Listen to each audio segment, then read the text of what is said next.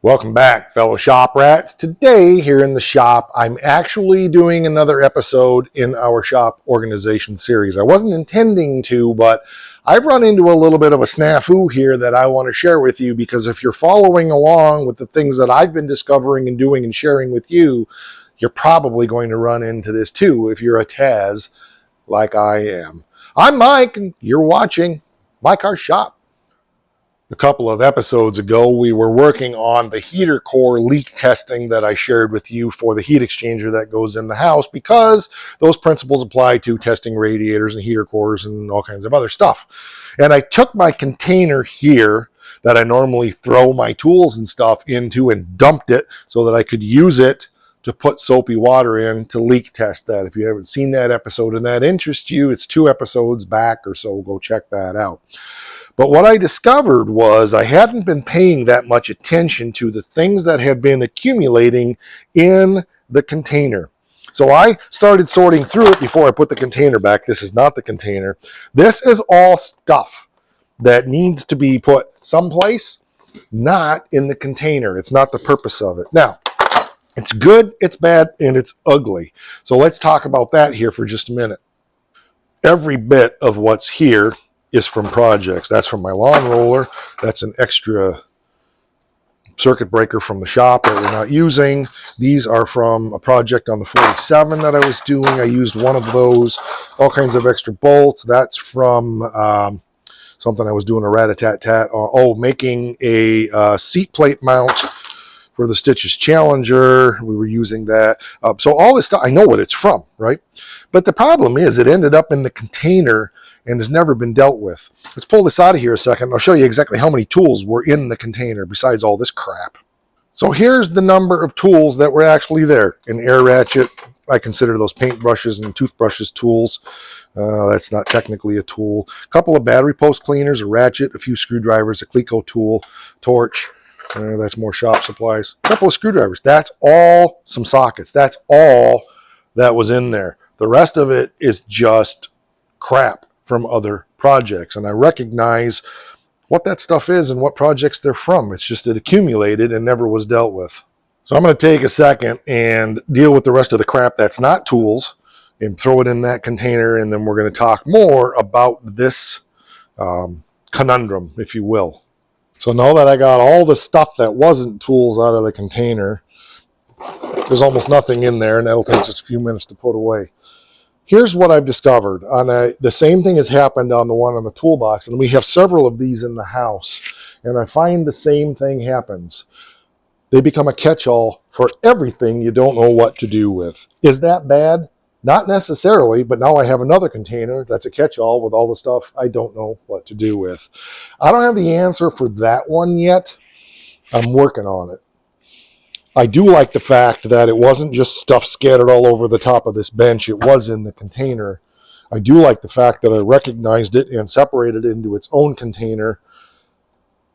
Probably the solution for someone who's a Taz like me and not a Bugs is to just basically get a bucket or a matter of fact, I know exactly where I'm going to put that for now and get it out of that container. I've had this bucket for years with bolts and extra bits from the 47. Since the 47 is basically done, I'm going to, except for a couple of household items and some metal that doesn't belong in here, I'm going to start a new purpose for that for now and make that my miscellaneous bucket that I sort through when I'm looking for things. Ultimately, the goal is to get this stuff squirreled away in places that I haven't figured out yet. So that's the biggest challenge, is when something doesn't have a home, you don't know where to put it. But now I have a home, and this bucket has always been under the workbench back there where the valve grinder is. So I'm going to put this back where it was, knowing that I've changed its contents, but its purpose is still the same. Now, I'll probably do the same thing on this one here. There's more tools in this one than there was in that one, but it's probably a good idea to do the same thing there as well. Like I said, my biggest challenge is being with the personality type that I have. There's always stuff I just don't know what to do with.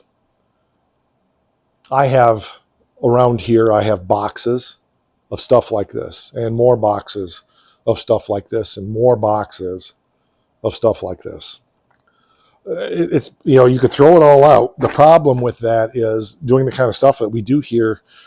We're always looking for stuff. We're always looking for, oh, hey, I need a bolt. Hey, I need a little piece of metal. Oh, there's a piece of scrap metal. I can use that for that. It saves me a fortune in gas running to the hardware store to get stuff. I need to come up with a good solution for all of this that makes it easily accessible, that I can at least put it into macro categories and go through. So that will be coming at some point, not now. Right now, I just wanted to point out the situation. I know I have the same thing in the house with a couple of containers. I went through one of those recently and thought, how in the heck did I gather so much miscellaneous? And this container is kind of becoming overrun with that instead of its purpose. And yet the purpose of the container is just to keep the poop in a group so it's not scattering everywhere. So it's the good, the bad, and the ugly in all of this. I don't know if we talked about it before, but I did put some cabinet doors on this. I like that. I still have some more to do over here, but that bucket has sat there on the floor for years and years and years with all of that little bits of 47 stuff. I realize now that could go in this drawer, which is similar stuff. So that's emptied out and its new purpose is there. So I'm happy with that. And I got to do a little more organizing here, but that's not the point of today. Got the body shop stuff put away back there. And I'm going to focus on getting this area here cleaned up. Just trying to make a little more visual appeal in the shop. The challenge is always not having a place to put things. I've been thinking through solutions. I know that it's unrealistic to expect that the containers here aren't going to gather miscellaneous stuff. One thought I have is to put a second container for miscellaneous stuff and not for tools. Doesn't solve the big picture problem, but sometimes solving smaller problems can lead you in the next step to solving the bigger picture problems. I mean, ultimately, it's always about when things have a home, they're more likely to get put away. I know that. But I also know, as we've spent much time discussing, you have to meet yourself. Are you a micro? Are you a macro? Are you a TAS? Are you a bugs? All of that stuff is laid out here in other episodes on this. And to go in and say, well, all you got to do is, that's fine. If it's your personality type, your organizational style, and your personality, I already said personality, that's fine. That works for you. It doesn't work for everybody else. And in my experience, it doesn't work for a large percentage of the population. So as is like in our education system, it's designed by a specific personality type, and over 60% of the people in the educational system aren't that way. And so they struggle in education when actually if they were taught a different way, they would do extremely well. It's the same thing here in organization. And that's why I'm sharing transparently with you how I'm thinking through all my years as a therapist and all that I understand about personality and things I've been exposed to, with my understanding of human behavior and all of that stuff, and boiling it down into simple things here that can be maybe some outside the box ways for you to think about how you organize and look at things differently and not be so darn hard on yourself and believe the lies that you're just a pig and your place is always going to be a mess. Well, there we go. I'm not looking for perfection, but that's a step forward. The top of this had so much stuff on it that it broke down. There's the trunk rod bushings for the Challenger.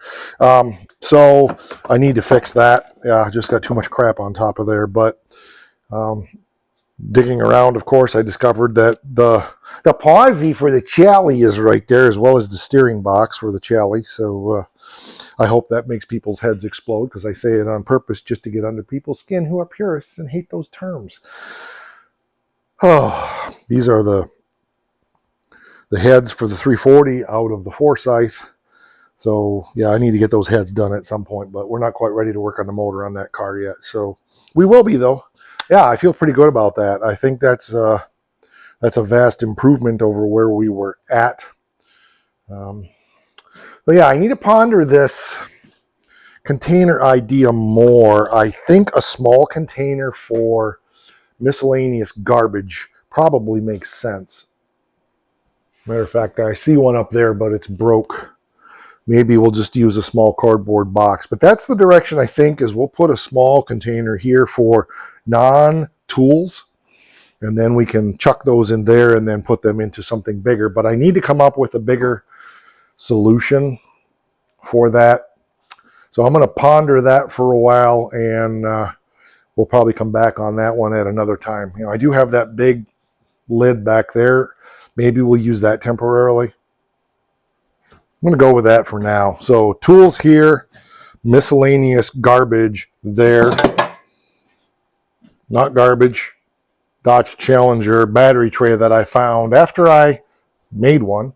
So we might do a little fabrication project on that and fix it up, and maybe we'll sell it. I don't know. Where do I put that? I haven't been selling stuff on Marketplace lately because stuff isn't selling. I have a bunch there, but I always gather boxes. So when I do sell stuff, I have boxes to ship stuff in. So I'm going to get these broke down, get them squirreled away, and free up some more space. There we go. I got a bunch of work to do in the machine shop, but I can wait. But I feel pretty good about what I got done here now. It's a vast improvement. I like the idea for now of this double container, so that's good. I did find an extra chainsaw sharpening stone in that process, which I needed one, so that's good. That saves me some bucks. And again, I've got crap back here I got to deal with, but the workbench is at least somewhat usable till I can sort this out. But here's what I mean: like I've had this container for, oh golly, probably 20 years. There's another one I've had down here for 15 years. So that's a problem that I'm going to be working through and sharing my solution with you on that. Some of it is, I know I need to just take time, and I haven't dealt with that one yet. Take time to figure out where I want to put things, but if it comes down between doing that and working on a project, you know I'm going to work on the projects. Please do not for one instant think that I care at all what somebody thinks of how I do things or how I live my life or how I keep my shop. I don't. I know myself. I know my struggles. I know my challenges. I know why things are. And my whole point, as I've said in this, my whole point in sharing my shop organization stuff is to hopefully encourage you that you're not defeated. You're not as bad as you think you are. There's always things you can do to improve your situation. But the first thing in that is to accept yourself as you are and learn how to meet yourself there. So stick your hand out, shake your own hand, meet yourself, accept yourself as you are, and apply the little bite philosophy, apply the little bite approach, one little bite at a time.